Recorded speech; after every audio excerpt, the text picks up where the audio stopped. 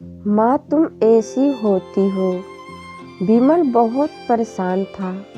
उसे समझ में नहीं आ रहा था कि वो इस परिस्थिति से कैसे निपटे। वो अपनी माँ को बहुत चाहता था, किंतु उसकी पत्नी और बच्चे उसकी माँ से बहुत दूर भागते थे, क्योंकि उसकी माँ की एक आँख नहीं थी। साथ ही उसकी कमर भी 90 अंश पर झुकी थी।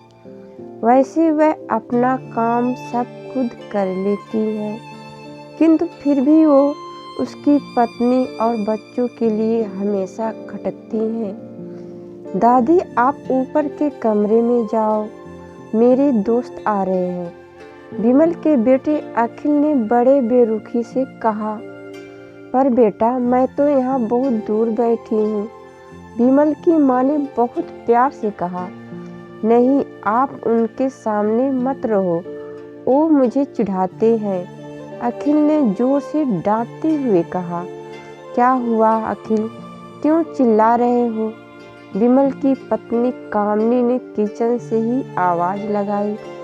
देखो ना माँ, ये दादी यहीं ड्राइंग रूम में बैठी है और मेरे दोस्त आ रहे हैं, अखिल ने शिकायत भरे लहजे में कहा। माँ जी, आप ऊपर चले जाओ, क्यों हम लोगों को लजवाती हो?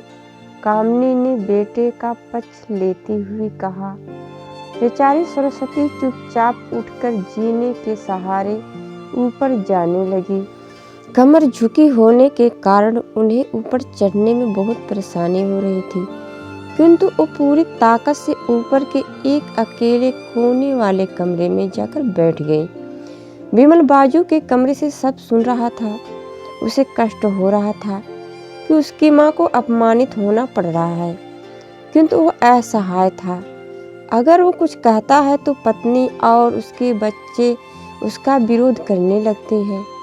दूसरे उनके तर्क भी सही लगते हैं। चूँकि वो एक प्रशासनिक अधिकारी था, उसका सामाजिक स्तर बहुत ऊंचा था।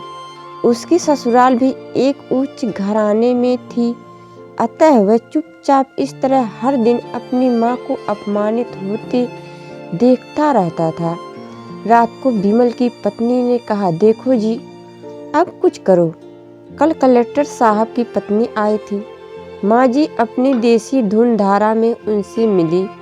मुझे बहुत शर्म आ रही थी, बताते हुए कि ये मेरी सास है। मैंने कह दिया कि दूर की रिश्तेदार है, इलाज कराने आई है। विमल को रोना आ गया, किंतु फिर भी वह चुप रहा। उसे समझ में नहीं आ रहा था कि वो क्या करे।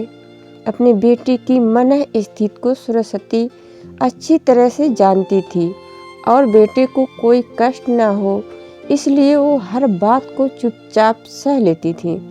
विमल बहुत उदास रहने लगा।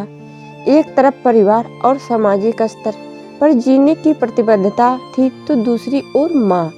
आखिर माँ से अपनी बेटी की ये हालत नहीं देखी गई। एक दिन उसने अपने बेटे से कहा, विमल, बहुत दिन हो गए हैं, मैं अपने गांव जाना चाहती हूँ, मुझे वहाँ पहुँचा दो, मेरा यहाँ मन नहीं लग रहा है। किंतु माँ, वहाँ तो कोई नहीं है, तुम्हारी देखभाल कौन करेगा? विमल ने आश्चर्य से पूछा। अरे, सब गांव वाले तो हैं, और वो तुम्हारे मामा जी तो उसी गांव में रहते हैं, और फिर हम सारी व्यवस्थाएं कर आएंगे ना।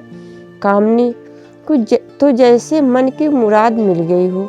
हाँ बेटा, बहुत सही कह रही है, सरस्वती ने लंबी सांस लेती हुई कहा।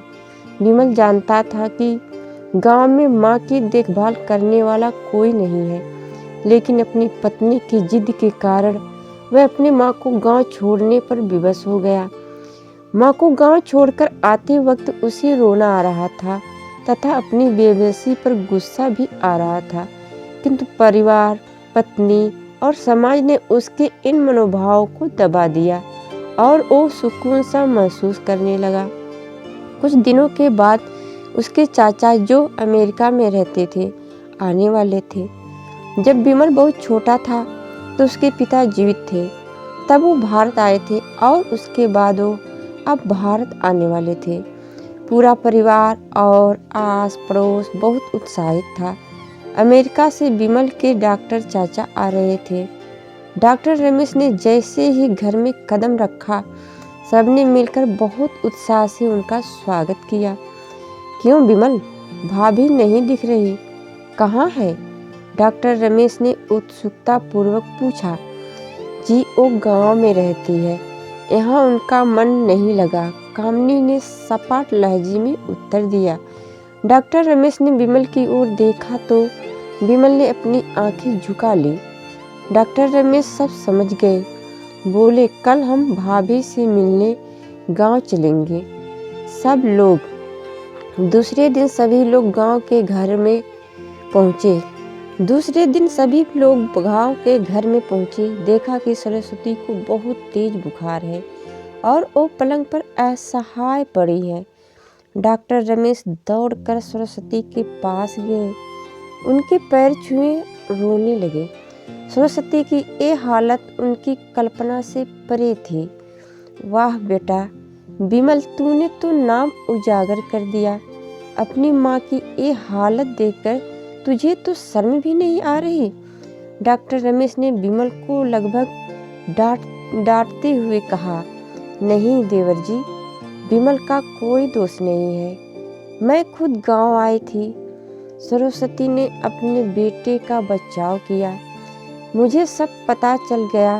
भाभी आप चुप रहो। क्यों बहू, तुम्हें अपनी सास की क्रूरता पसंद नहीं है?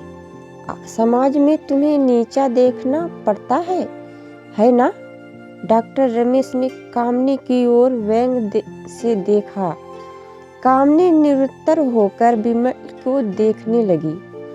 आज तुम जिस सामाजिक स्तर पर हो वो इन्हीं के संघर्षों की देन है। और बेटा विमल, तुम्हें शायद मालूम न हो कि बचपन में जब तुम 1 साल के थे तब छत से नीचे गिरने के कारण तुम्हारी एक आंख फूट गई थी और तुम्हारी रीढ़ की हड्डी में भी समस्या थी। तब तुम्हारी इस कुरूप माँ ने अपनी एक आंख और अपना बोन मेरो तुम्हें देकर इतना सुंदर स्वरूप दिया था।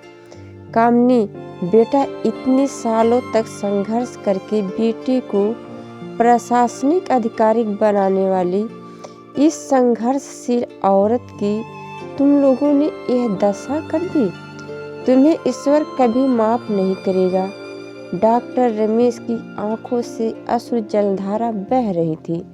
अब भाभी आप मेरे साथ अमेरिका जाएंगे, यहाँ इन स्वार्थियों लोगों के बीच नहीं रहेंगे। डॉक्टर रमेश ने सरस्वती से कहा। विमल को तो काटो तो खून नहीं था। डॉक्टर रमेश जो उसके चाचा थे, उन्होंने जो राज बताया उसके बाद तो विमल को नहीं लग रहा था कि उससे ज़्यादा पापी इंसान इस दुनिया में कोई और है ही नहीं। वह दौड़ता गया और माँ सरस्वती के कदमों से लिपट गया। माँ, मेरा अपराध अक्षम्य है। मैं जानबूझकर चुप्पी साधे आपका अपमान करवाता रहा। अब सिर्फ आप ही उस घर में मेरे साथ रहेंगी और कोई नहीं। विमल ने आग्नेय दृष्टि से अपनी पत्नी और बच्चों को देखा। कामनी को भी बहुत पश्चाताप हो रहा था, किंतु उसकी हिम्मत नहीं हो रही थी कि वो सरस्वती से आंख मिलाए। सरस्वती ने कामनी की मनः स्थिति को समझकर उसको पुचकारते हुए अपने पास बुलाया और विमल को डांटते हुए, खबरदार जो मेरी बहू को मुझसे अलग करने की कोशिश की तो तुझे ही घर से बाहर निकाल दूंगी। कामनी और बच्चों ने सरस्वती के पैर पड़ते हुए अपने व्यवहार पर माफ़ी मांगी और माँ के हृदय ने सबको माफ़ कर दिया।